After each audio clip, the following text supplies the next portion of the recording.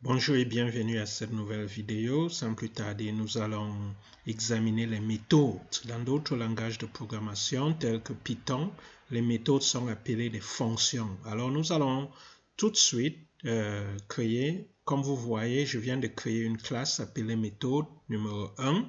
Alors nous allons créer une méthode simple. Nous allons définir la méthode et nous allons l'appliquer. Sans plus tarder, allons-y, créons une méthode dans notre classe appelée méthode 1. Alors pour notre méthode, il y a 4 choses à faire. La première chose, c'est de définir ce qu'on appelle modificateur de méthode. Parfois c'est public, mais dans ce cas, on va utiliser public static. J'aurai le temps de vous expliquer c'est quoi static. Et nous devons aussi définir le type de retour. En d'autres termes, qu'est-ce que la méthode va nous donner en retour. Et nous allons aussi donner le nom de la méthode. Et pour finir, nous allons définir ce que la méthode fait. Alors tout de suite, nous venons de donner notre modificateur de méthode. Nous avons donné public static. Public, ça veut dire que l'accès est public. Tout le monde peut avoir accès. Toute autre classe ici dedans pour avoir accès à cette méthode ou à cette fonction. Static, on va revenir sur ça. En fait, ça veut tout simplement dire que c'est une méthode de la classe méthode 1. Et void, ça veut dire que le type de retour, en d'autres termes, ça ne retourne rien. Donc, quand vous allez appeler cette méthode, la méthode ne vous retourne pas quelque chose. Quand nous allons voir d'autres types de méthodes de retour, par exemple double, string, vous allez clairement comprendre la différence entre le type de retour void et les autres types. Et maintenant, nous donnons le nom de la méthode. Le nom, c'est affiche méthode. Et puis, nous avons ces deux parenthèses. Et tout de suite, que fait la méthode? Alors, nous demandons à la méthode d'imprimer à l'écran salutation de la méthode affiche message. Alors ici, vous pouvez saisir ce que vous voulez. Et une fois que nous avons défini notre méthode, nous allons aller à la méthode main et nous allons appeler cette méthode et voir ce qui va se passer. Alors, comme vous voyez, main, c'est aussi une méthode et nous l'avons définie avec public static. Vous pouvez voir clairement que ça, c'est un modificateur de méthode, public et static. Void, ça veut dire que ça ne retourne rien en retour. Le nom de cette méthode, c'est main. Et vous savez que chaque programme Java a besoin de la méthode main pour exécuter. Sans cette méthode, ça ne va jamais exécuter. Donc, quand vous lancez un programme Java, ça cherche cette méthode. Et cette méthode va lui dire ce que le programme va faire. Et dans cette méthode que nous utilisons depuis le début, nous allons tout simplement imprimer à l'écran bonjour de la méthode main. Et maintenant, nous allons appeler la méthode que nous venons de définir ici. Nous allons appeler affiche message.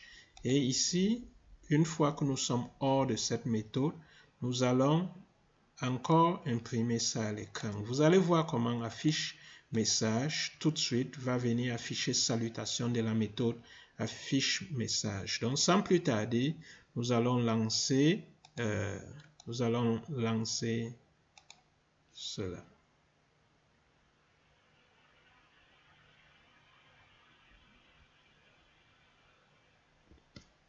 Et nous voici, bonjour de la méthode main. Bonjour de la méthode main, ça vient d'ici. Et ici, salutation de la méthode affiche message. Ça vient d'affiche message. Et pour finir, nous revenons de retour dans la méthode main. Nous ne sommes plus ici, nous sommes maintenant ici. Ok, allez-y, essayez cela et on se voit dans quelques secondes. Bonjour, nous venons de créer une autre classe appelée méthode 2 et ici nous avons une fois de plus notre méthode que nous avons créée précédemment, affiche message, et nous allons jouer avec cela dans la méthode main. Sans plus tarder, nous allons créer notre méthode main et nous allons jouer avec cela. Alors nous avons créé notre méthode main, c'est une méthode avec public static, void, main. Et ici, dans la méthode main, nous imprimons ceci à l'écran. Et ce que nous faisons de nouveau ici, c'est que nous utilisons la boucle for. Nous voulons afficher, nous appelons affiche message 5 fois. Donc, la boucle for va appeler affiche message 5 fois. En d'autres termes, ça va d'abord afficher salutation de la méthode main et puis bonjour de la méthode affiche message va apparaître 5 fois et puis nous allons avoir ceci. Sans plus tarder, exécutons cela. Et nous voilà. Nous voici, salutation de la méthode main, bonjour de la méthode affiche message, bonjour de la méthode affiche message, et finalement nous y sommes. Donc nous avons cela 5 fois. OK. Alors tout de suite dans cet autre exemple, je viens de créer public class méthode 3. Donc ça c'est notre troisième exemple des méthodes. Nous allons commencer à voir comment créer une méthode qui prend un paramètre. Donc, ça va prendre un paramètre et ça va travailler sur ces paramètres. Alors, nous créons encore une méthode similaire à ce qu'on a créé dans les deux exemples précédents. Mais ici, ça va prendre un paramètre. Alors, ce qu'il faut faire, il faut définir le type de paramètre et il faut définir le nom de notre paramètre.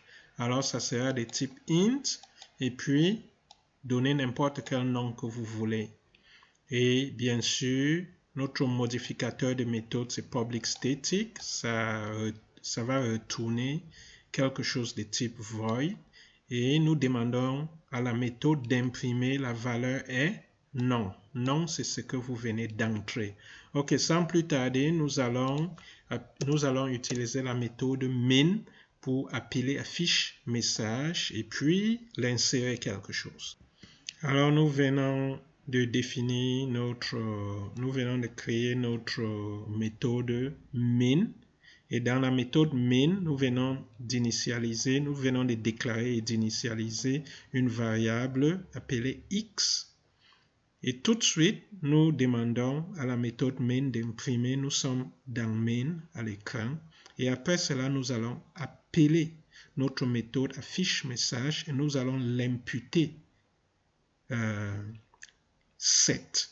Donc, là où vous voyez int, non, c'est de type int, donc un entier, et non, c'est 7. Donc, en d'autres termes, on s'attend à ce que ça imprime, la valeur est 7. Après, nous appelons affiche message et nous donnons x. Mais sachez qu'on a déclaré, on a déclaré et initialisé x ici. Et ici, nous allons donner 4 fois x. Donc, on s'attend à ce que affiche message soit appelé 3 fois et que ça nous retourne et que quelque chose soit affiché. Alors, nous sortons de là. Sans plus tarder, allons-y, exécutons. Alors, nous y voilà. OK, cet espace-ci, c'est tout simplement, je pense que c'était ici. Je pense que j'ai fait quelque chose de semblable. Je vais exécuter pour m'assurer que ça ne fasse plus. OK, c'est cool.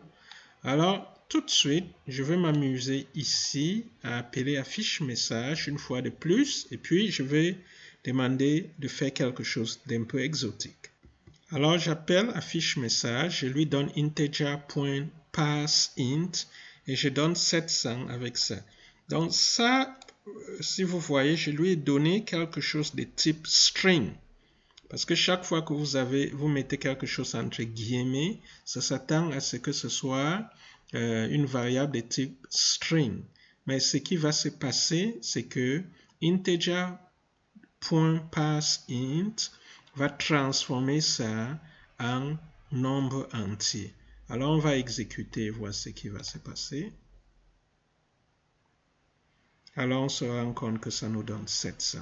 Si vous n'utilisez pas integer.parseInt, ça va vous donner une erreur parce que ça va se dire mais pourquoi il me donne une variable de type string alors qu'il a défini que moi je suis une variable de type int.